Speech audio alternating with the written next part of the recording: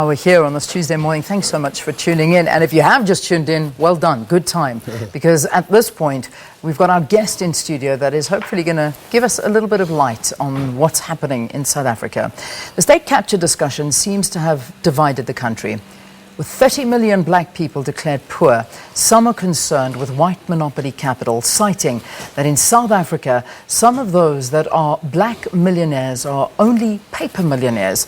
Part of the JSE is internationally owned, while others find the alleged Gupta state capture more problematic. Should we be on one end of the spectrum? Should we focus on fighting the rampant corruption and creating economic viability for the impoverished? Well, Tokyo Sexwale is here with us. He, of course, is an ANC stalwart. He's a former Gauteng Premier. He's a former Human Settlements Minister and a former chairperson of Trillian until very recently, his resignation, which we're going to talk to him about, and, of course, a very successful businessman. Good to have you. Welcome to Morning Live. Good morning to you. Yeah. Thank you. So I'm going to get straight into it. What do you think of state capture? You know, we never thought when we joined the liberation struggle as freedom fighters, when we went to prison, did all things, people died, Krisani, Son Mahlangu. We never thought that South Africa would be in this negative space. It's rotten. It's stinking now. We feel our efforts of having spent all the time in prison, fighting in exile. We have comrades still buried, more than 300 of them, still in Angola, all to make people wealthy on the basis of theft, of rot. But we have ourselves to blame, particularly as the ANC. We had people who were in exile, in jail, underground, and who never controlled any budgets. The highest amount of money that people would have, you know, inside the ANC in Lusaka would be a few hundreds kwachas. You know, that's about 100 rands. And then you catapult all of us into handling multi-million budgets, billions of budgets without any education, without any oversight. So somebody was in the squatter camp yesterday, stands up on the box, says, I want to be a councillor, becomes a councillor, he controls 1 billion rands. The stealing starts. It's the rot that emanates from the fact that we never had a plan what to do. And until we bring this to an end, that's it. Secondly, and that's where the crisis starts, when we're in the liberation struggle, and inside the ANC and all other organizations, I don't employ you. We are comrades, Comrade Thabo from Zuma, Comrade Mandela, Comrade Paul Mashatile. I worked with him and others. We are comrades. The views are heard. I know you said I was a premier. Very powerful position. Yeah. You appoint your own cabinet. You have people, you know, believing in you. You are their leader. The trouble is that you now employ your own comrades. See, when a comrade employs other comrades, no more criticism. Everybody phones. Yeah. In the NEC, ministers who come from the NEC, what do you expect? They're not going to challenge the president. They're not going to say no to anything. Because people, you know, when you come into government, you're not aware. Every minister who's appointed, every premier, every ambassador, automatically become a millionaire. You didn't know that. Yeah, because your salary, by the end of 5 years, you shall have earned close to about 5 million. That's your salary. So who's going to oppose the president, the premier, when you are messing up the country? Who's going to oppose you?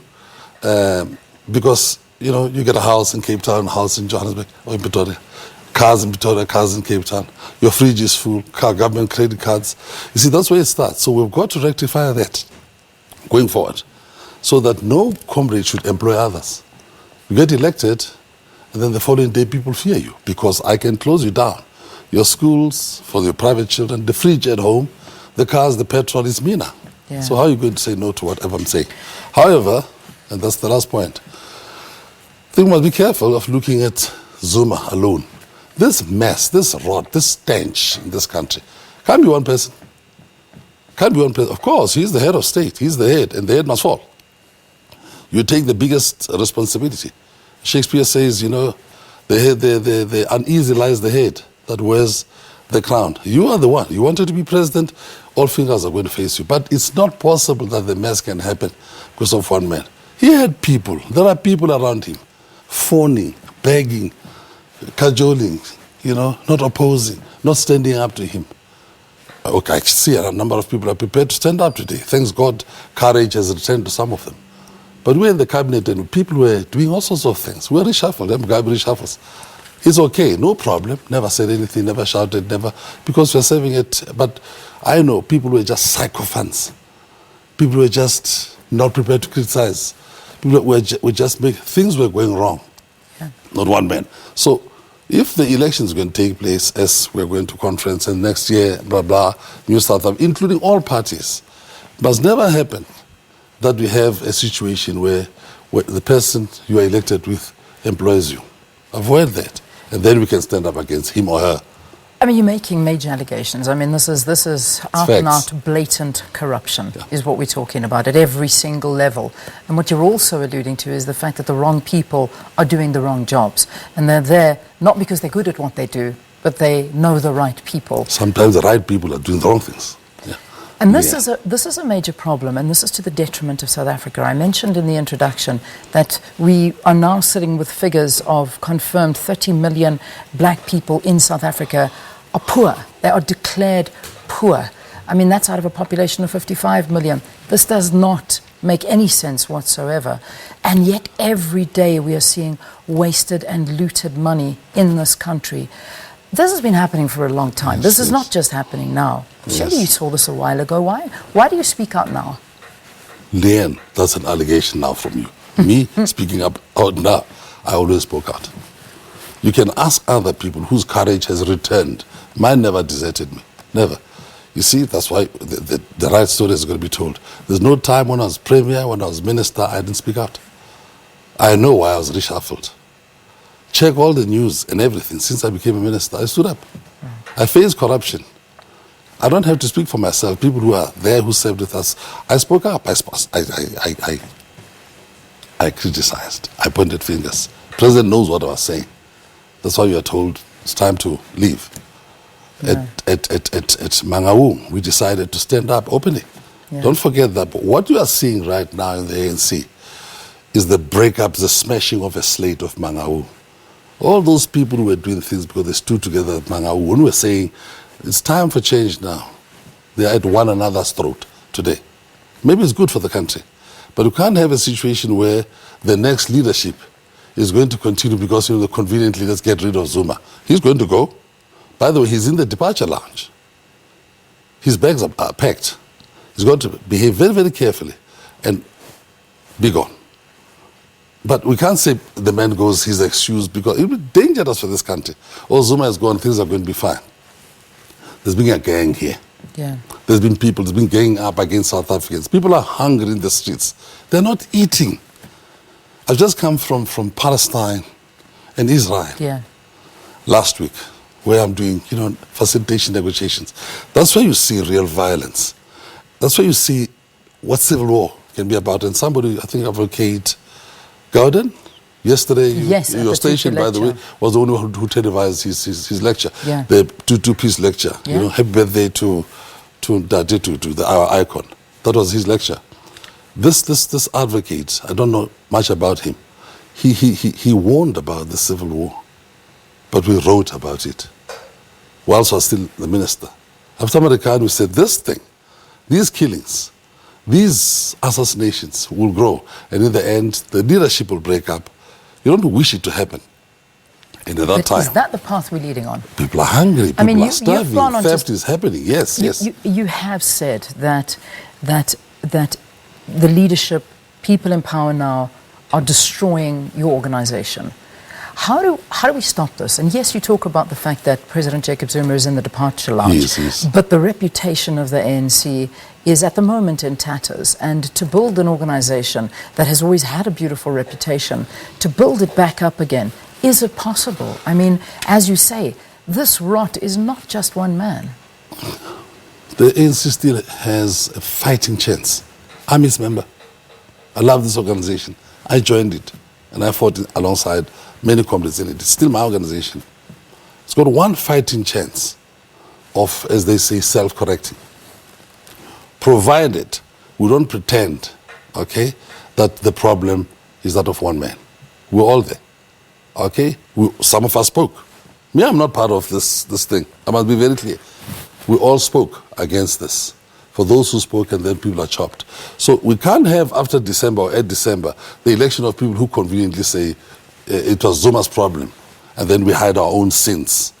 So it's got a fighting chance provided we all own up. Me too. We must all own up. Yeah. And by the way, there's no collective responsibility of nonsense here. Okay? The crimes, the dirt, the rot, it's not the same. Okay? Others is up here. Some of us have walked with our feet in this thing. But then there are those who are generating this thing. So, and they say, choose me today, choose me. That type of a thing. We've got to be very, very careful. Because then we are headed for, it's going to be worse. Yeah. And people are hungry. We say about Abaji, Lian, our people are not eating, they're in the streets. And that is a recipe for disaster. The unemployment, I mean, it's you know, in one of the European countries, if it's 5% unemployment, it's a crisis. Yeah. Here you are 30%.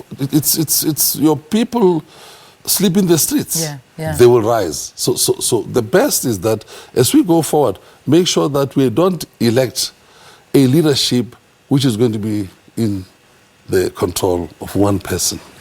The organization must take charge of the president, not him taking charge of us. The organization must be in charge of this person. Who can reshuffle? Who can put this one? Look at Robin Mugabe has decided, okay, I don't know, he just announced last week, I'm going to deal with this one.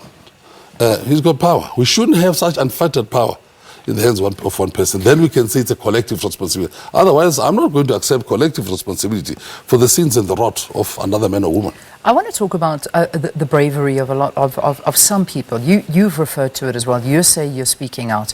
But let's look at one that jumps to mind immediately. Yeah. Dr. Makosi Khoza came out. She spoke out. I had her sitting on this couch talking to the ANC spokesperson Zizi Kodwa, and I mean, she was talking about the corruption. Yes.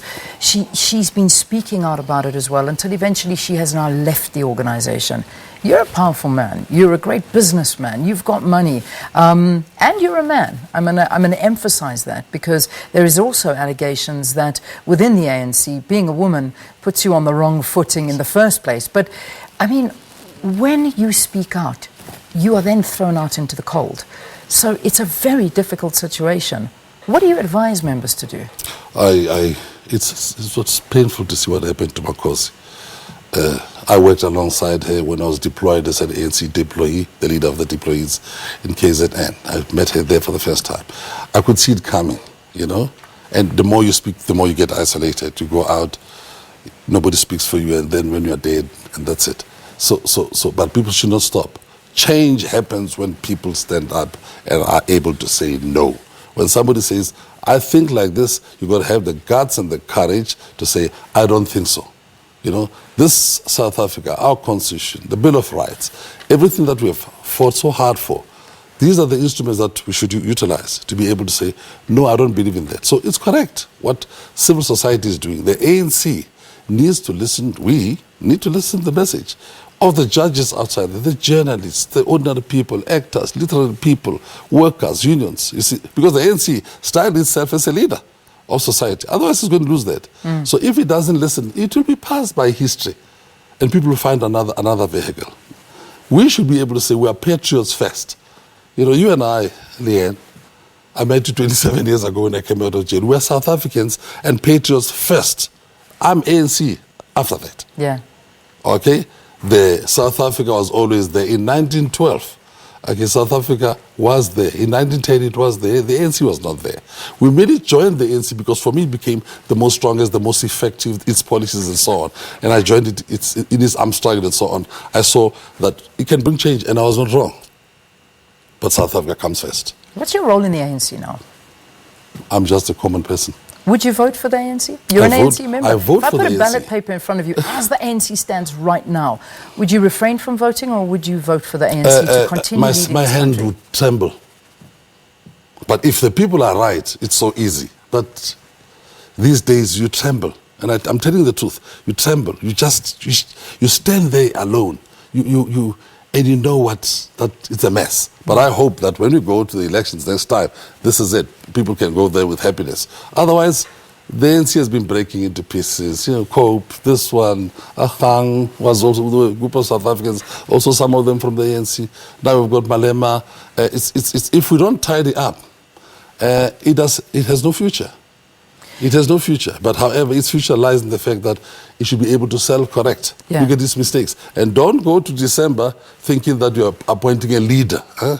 It's not about a leader. It's about a collective. And we've got to change our rules to make sure that that leader doesn't appoint us and then we are beholden to him. So the appointments should be done by the organization, and that leader should be held accountable. Self-correct in a very short time. I mean, if your hand trembles at the thought of voting for the ANC, that worries me, and I think it worries a lot of South Africans as well. We're going to the polls. I know it's 2019, but it's around the corner, and December is coming. There will be a new leader of the ANC, which, by the way, who do you think is the man or woman for the job? And why are you not running for it? Why am I not running? It's a full house. I've been there before. I think you can play a role in your country without being a president. I preferred, and I want to make a call for members of the ANC. You know, it's a full house in the presidency. But there are other positions which are open. The position of being a Sisulu, a Walter Sisulu, or even an Albertina Sisulu for the women.